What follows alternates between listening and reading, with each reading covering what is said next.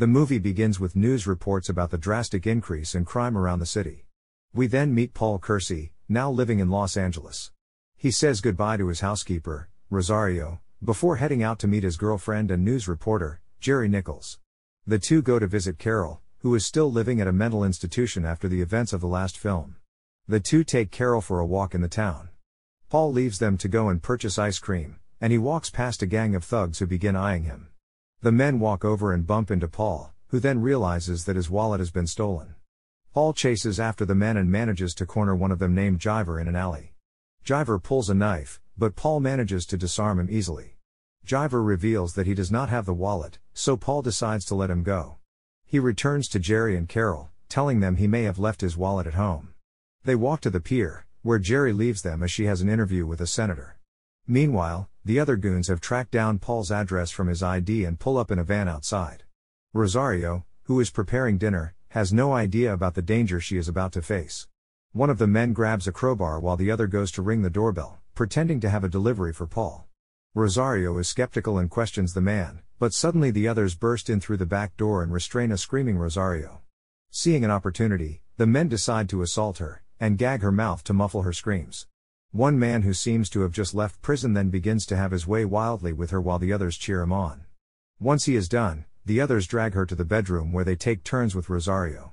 A few minutes later, Paul and Carol return home, but they are suddenly surrounded by the men who restrain Paul and knock him out with the crowbar. Rosario tries to call the cops, but a man hits her over the head, killing her, before escaping from the home with Carol, dragging her into a van and escaping. The men take Carol back to their hideout, wondering what to do with her. One man suggests killing her as she has seen their faces. Jiver is worried since Paul saw his face, but Cutter tells him not to worry since white people think they all look alike. One man sees an opportunity and begins to undress an unresponsive Carol. Back at the house, Paul is woken up when Jerry returns and rings his doorbell. Paul answers the door, then they see Rosario's dead body. One man finishes having his way with Carol, and when another starts to get ready, Carol suddenly runs off, causing the men to chase her. She then jumps through a window and impales herself on the metal bars outside. The cops take Rosario's body away, and Inspector Mankiewicz comes to get more details about the attackers. Paul asks about Carol, but the police have heard nothing. Paul tries to go over the series of events, but was knocked unconscious before he could make out any faces. The inspector knows about Paul losing his family back in New York and tells Paul he is doing everything he can.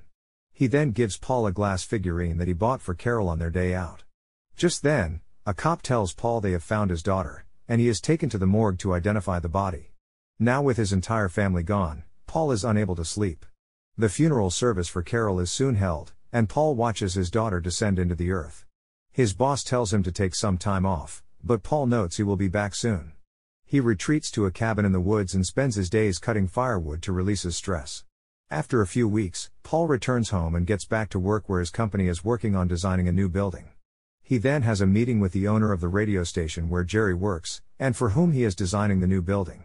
He then sees Jerry, who asks him about a date later, but Paul is not in the mood.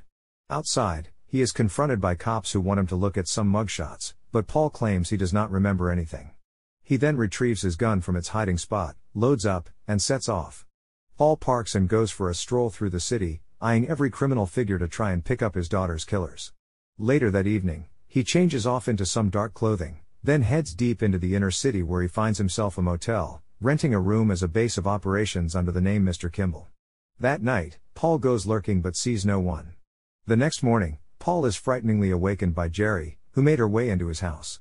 His gun is still out, so he sneakily hides it away before she can notice. Once she leaves, Paul calls a locksmith to have his locks changed. The following night, Paul decides to spin the block. He is sitting by the roadside when he spots one of the men that grabbed his wallet named Stomper. He sees them meet with some other guys and begins to follow them closely. The men head into an abandoned building, and Paul puts on his gloves, ready for action. He enters the rat-infested building with his gun drawn and comes upon the men doing a deal. Paul suddenly shoots one man dead, telling the other men to get out and Stomper to stand his ground. With a smirk, Paul sees his cross necklace, telling Stomper he will meet Jesus soon before shooting him dead. He gets back to his motel room, where he hides the gun away. He returns to his home just as Jerry calls, wondering why he hasn't been answering her calls. Paul claims he has been in all night but just refused to answer the telephone due to telemarketers. The two then make plans for a date on Friday. Just then, the news reports on Stomper's death. The following night, Paul heads over to his motel room and retrieves his gun, ready to go drilling for the night. He is walking through the city when he hears screaming coming from an underground parking lot. Paul goes to check it out and sees some goons harassing a couple, pulling the woman into a van.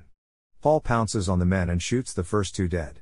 Another man comes out of the van blasting and manages to run away. The last man turns out to be Jiver, who holds the almost naked woman at gunpoint, warning Paul to stay back. He takes off, but Paul manages to shoot him in the butt before he escapes. Paul then sees his blood trail and spots Jiver running into an abandoned building. Paul pulls his gun and goes searching for the injured goon, who is hiding with his gun ready. He manages to cause a distraction to lure Paul closer to him before trying to run him over with a forklift. Paul dodges and still manages to shoot Jiver dead. He escapes just before the cops arrive on the scene. Inspector Mankiewicz is angry at the husband because he refuses to describe the vigilante and orders his cops to hold him. He tries getting a description from the wife, but the husband calls Paul a very good citizen. The inspector goes to meet with the police commissioner about a possible vigilante on the loose but thinks that he can't track him down. The commissioner then recalls reports of a vigilante in New York and tells the detective to contact the department. The NYPD gets the info, and Detective Ochoa notes that Paul now lives in LA where the reports are coming from. Ochoa reveals he has been keeping tabs on Paul all these years and suspects that he is the one. The men are worried that if Paul is caught, then it will be revealed that they let him go, which would mean the end of their jobs. They plan to catch Paul before the LAPD do and send Ochoa to investigate Paul and stop him if he is the vigilante. Ochoa soon arrives in LA and meets with a contact where he learns that Paul's housekeeper and daughter were killed. He then tracks down Jerry and enters her apartment. He then tells Jerry about Paul's past in New York and that he killed 9 people as a vigilante. He tells her how Paul was seen as a hero and was encouraged to leave the city, but he suspects that Paul is back in the vigilante business. He thinks that maybe Paul would listen to Jerry if she told him to stop, and he leaves Jerry with a lot of questions. Jerry goes to visit Paul when she sees him coming in, claiming he was just out with a male friend. Jerry tells him about the visit she got from Ochoa and the accusations, but Paul denies all this as if he were innocent. He would have been arrested. Jerry accepts this, recalling that Ochoa did seem a bit odd. Paul then spins this tall tale about what happened in New York, and he seals it all with a kiss, and Jerry gobbles it all up. The following day, Ochoa calls a contact, asking the man to park his car outside Paul's house. Paul sees the car pull up outside but leaves through a back entrance, unaware that Ochoa is following him. He follows Paul all the way back to the inner city and sees him enter the motel. Paul gets changed off and is now armed with 2 pistols when he heads back out. Paul gets back into the city when he sees Cutter and 2 other thugs dancing in the park, recalling their faces from the invasion. The men do not recognize Paul, who keeps a close eye on them. He follows the men as they get onto a public bus, and Ochoa is close behind. On the bus, the guys begin harassing a female passenger, but Paul keeps his distance and is cool. The men finally get off the bus after a while, and Paul gets off soon after, following the men as they head into the dark. Ochoa pays his taxi cab to wait on him and follows Paul on foot. Paul, with his gun drawn, comes upon the men as they are meeting some other thugs to make a deal for guns. Ochoa, who is also observing, then sees a sniper in a tree about to take aim at Paul. Ochoa alerts Paul just in time to avoid the attack, but the gangsters are alerted. Ochoa kills the sniper before he and Paul take on the men in a shootout. Unfortunately, Ochoa is gunned down in a hail of bullets. Paul manages to shoot and kill Cutter and the 2 goons, then shoot the arms dealer, causing him to drive over a cliff to his death. The man that shot Ochoa, though, manages to escape from the scene. Paul goes over to Ochoa, surprised that he was there to help. Ochoa then tells Paul to avenge him before dying. Paul then escapes the scene before the cops arrive in their numbers and find the bodies. 1 goon is still battling for life, and Mankiewicz demands to know who killed Ochoa. The goon gives up the man's name as Charles Wilson before he also dies. The next day, Paul heads over to Jerry's radio station and learns that the cops are planning a big raid to capture Charles. He then gets his hands on an old police scanner from one of Jerry's colleagues. Paul keeps a close ear on the scanner until he overhears the cops preparing for their operation. Paul drives over to the scene and sees the men preparing their raid and Charles entering a building. Paul parks behind the building, then makes his way to the roof. He gains access to the building where Charles is and pulls his gun, ready to end him. He comes to the room where Charles is hiding, but Charles, under the influence of drugs, slashes Paul's arm and manages to escape. Out in the street, the cops try to tackle Charles, but he is too doped up and fights off the cops until the entire precinct comes to hold him down.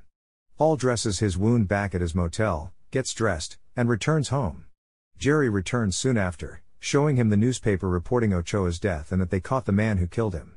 Jerry leaves to prepare for their date later. At the trial for Charles, the judge declares him criminally insane and remands him to a mental hospital. It turns out that Jerry is writing an article on the doctor treating Charles, so Paul wonders if he could join her for her interview. While there, Paul asks to go to the men's room but enters the doctor's locker room where he finds a coat with an ID attached. He steals the ID and manages to create a fake one for himself. He then takes Jerry out on a date where he asks her to marry him, which she accepts. He then plans to take a vacation with her after the wedding, and she is excited. The following night, Paul prepares himself to execute his plan. He drives over to the hospital, and disguised as a doctor, he gets the directions to Charles's room. He then convinces an orderly to let him through and leads him to Charles's room. The orderly then gets Charles and leaves him alone in a room with Paul. Paul pulls his gun, but Charles manages to disarm him. The two begin to fight when Charles pulls a shank, stabbing Paul multiple times. Paul fights back, causing Charles to get his arm stuck in a high-voltage panel, and Paul shocks him to death. Paul then comes face to face with the orderly, who had recognized Paul from the reports of Carol's murder. He then gives Paul a 3-minute head start before he pulls the alarm. Paul quickly escapes back to his motel room to treat his wounds. Meanwhile, Jerry gets to his apartment where she finds out Paul made a fake doctor's ID and hears reports of Charles's death. She takes off her engagement ring and leaves Paul, who arrives home moments later. Months later, Paul attends a presentation of his building design for the radio station. The owner invites him to a launch party but questions why Paul always seems to be unavailable in the evenings and never takes any phone calls. When Paul accepts the invitation, he answers, "What else would I be doing?" Paul returns to the streets at night and continues his killing spree.